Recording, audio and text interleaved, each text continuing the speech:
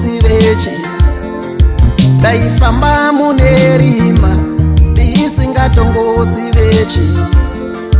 pandakazwa zita raJesu ndakaziva ndararama pandakazwa zita raJesu ndakaziva ndararama ndakamanya kuna mvangeri baba nditauri ndakamanya kuna mvangeri baba ndisisise zvikanzi zvaunoona iri tsime reupenyu vakanditi watogona wariwana tsime reupenyu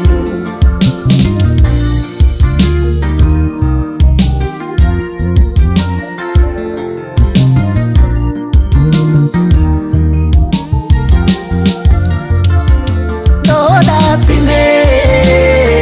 reupenyu ndoda tsime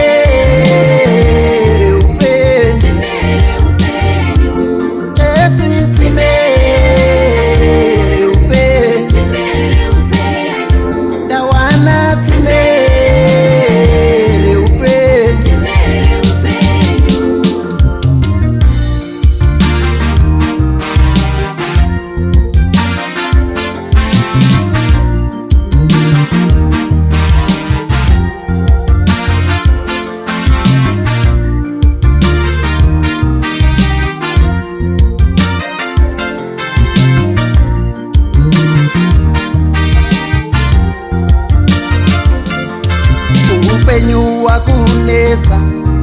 beutangira wapashai beukama vakurase unaro tsime reupenyu upenyu wakunesa bekutangira wapashai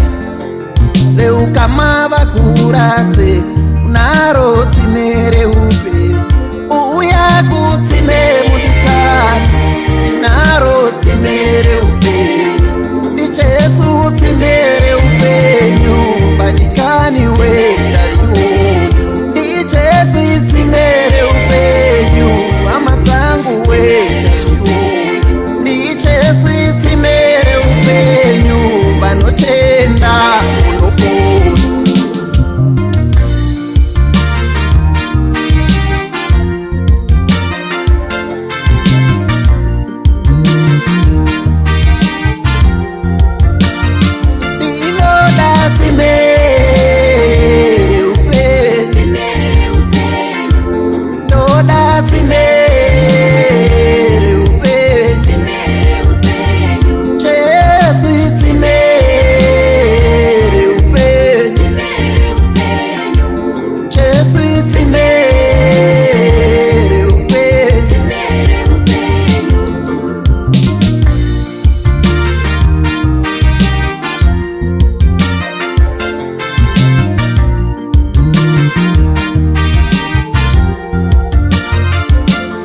ndakamanyira kwavari masawira nzara yandirume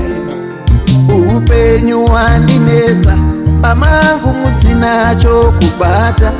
kati dondibeserai badikani ini ndatambura pakati yatina chokuku uye usati shunguru ndikangoti tsime ndinaro iro tsime reupenyu ndikaziva tsime ndinaro iro tsime reupenyu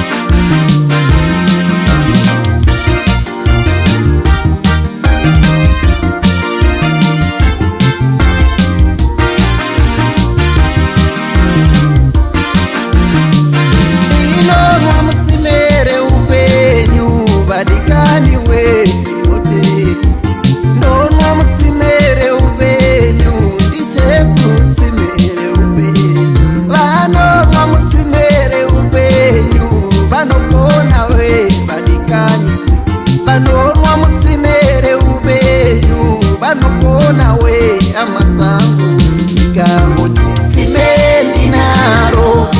iro tsimere upenyu